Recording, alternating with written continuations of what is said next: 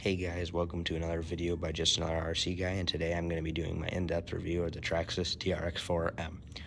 So I'm going to start by talking about the body. It uses a hard body, which is nice on a scale crawler like this instead of Lexan like a SCX24 or a lot of other 118 and 24 scale cars.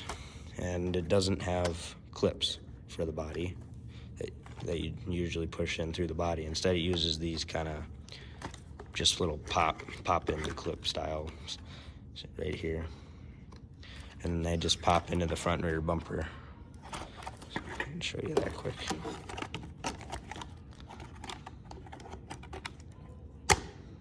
So it just pops right on that little rail on the frame, which is neat. It does have plastic mirrors, so you might want to be careful about that. They're not rubber, so if you roll it, it's gonna hit those and it might break them off, but we'll see. It has pretty good approach angle, but the departure angle is kind of altered by the spare tire carrier right there, which is okay. The fender flares are not part of the body, they're not molded in, so they screw in here. Actually, here, I'll take the body off, show you a little better.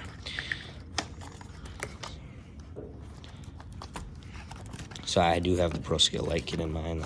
That's what the wires are for here. But you can see it just screws in a couple different places and mounts this, so they're not attached to the body, so you can separate them. And you can just pop it right back, and looks good like that though. I got mine in this nice blue. Blue just hits different for me. I don't know what else is. Oh, mine are blue. All right.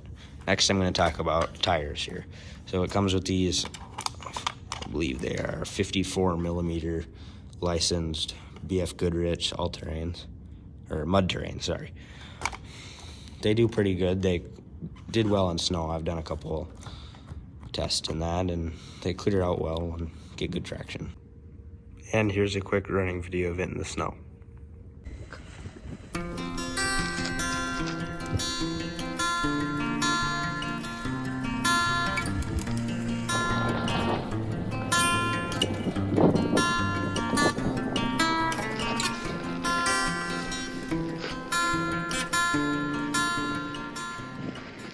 As you could see in that short clip, they did pretty well. I ran it a lot longer and deeper snow, and they seemed to do pretty well, unless the snow was super soft.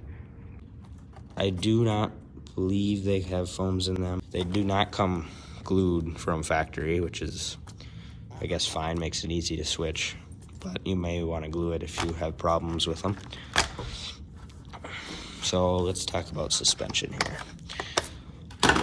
I have the heatsink on my motor I've picked up at my local hobby shop. So suspension, it just uses your standard 4-link system like most crawlers on front and rear, instead of maybe some of them have a panhard bar or a 3-link in the front. So it's nice to see a full 4-link setup. Oil-filled shocks, which is really something. Traxxas has really stepped up the game there, coming stock like that. And there aren't hardly any 124th or 118 scale crawlers that come like that. If I had dropped one with friction shocks, it would have been bouncing all over. These oil ones are certainly something. They're way better. Look at that flex. Here is a quick clip of that suspension in action.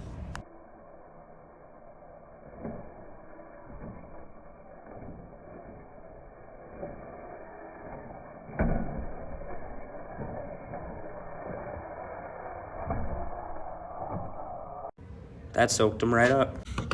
I'm gonna talk about the axles now. So this just has standard straight axles. They're not portals like the actual TRX4, which is okay, I guess. You don't need them on something this small, really. I mean, you still got decent bit of ground clearance. And I like how they put the steering linkage high up here, so you're not gonna be running into that first like on some other crawlers. So instead, you're just going to be hitting your diff cover, not your steering linkage, which is nice.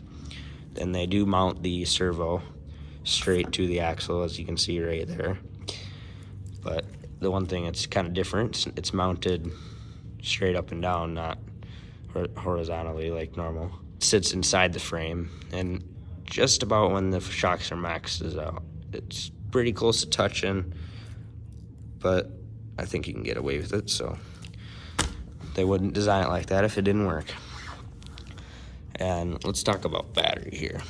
And it has this really nice battery strap that holds it down. It's really something that's nice to see, instead of just rubber bands or clips.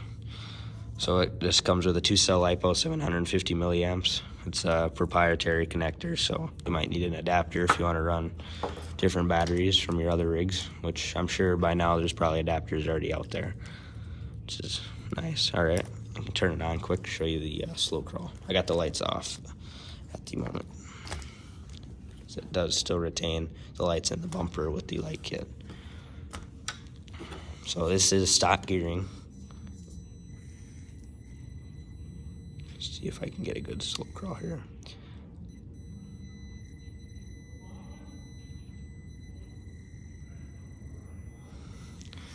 Now this big 180 motor has pretty good torque even with the mid-range gears.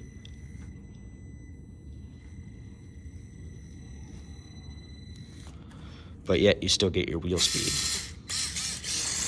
which is nice to see.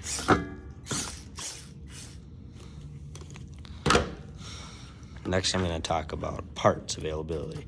So with these, Traxxas has really good support where you can buy any part. I mean, on it, it kind of sucks with some crawlers, like a couple of the older FMS ones, like the K10 and the Atlas. They're hard to find parts for. So most of the time, I have an Atlas myself, and I struggle to find parts for it. So I end up using stuff from the Trxxas most of the time. But Traxxas, when they announced this, they also came out with tons of upgrade parts. Like I already have the heat sink on it, and I have the crawl gears, and I will be installing those in a later video. So subscribe if you want to see that. And then I believe they're making brass C-hubs right here. And I think there's brass diff covers coming too, straight from Traxxas. But I was on Enjora's website looking for tires, and they already came out with a brass diff cover for these. So we'll have to maybe get one of those and install it in a later video. So they do a pretty good job with this, I would say. They mounted, the motor's mounted relatively low, but this is also a 180, whereas it's not a 30 size like a SCX24. So this has a lot more grunt. The battery is mounted sideways or horizontally in this instead of in the back like a SCX24 or FMS. Some of theirs are, I think, like that. And it has the ESC right here mounted in the back in between the frame rails, which is nice. It all looks good, and I believe it's pretty good weight balance. I don't know exactly if it's close to the 60/40 that you want or not, but somewhat we'll have to find that out at some point. See what the weight distribution is stock. I think eventually I'm gonna upgrade this servo because I've heard they only put one metal gear in it. I don't know why you wouldn't just replace them all. Like one, maybe it's the one that strips out most of the time, or I don't know what they're doing there, but seems to be working. It's got plenty of power. I mean, you can push the suspension all the way down and it still turns it just fine. Hardly struggling. All right, a quick speed test. Let me plug in the lights for you. This is the stock gearing. I guess you'd call it the mid-range, which is what comes in it.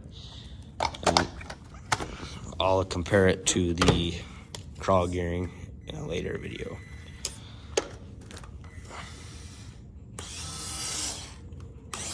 Eesh. Thing's got some pickup. Wonder if it can get the front tires off the ground. Oh yeah, for sure. Nice to see something that's kind of got some wheel speed for them people that like to go trailing. The mid-range is a nice balance where you can go out, hit the trails with it, and then when you get home, you can take it to your indoor course and do some nice crawling. It's not going to be quite as good at crawling with these mid-range gears, but you can make it work.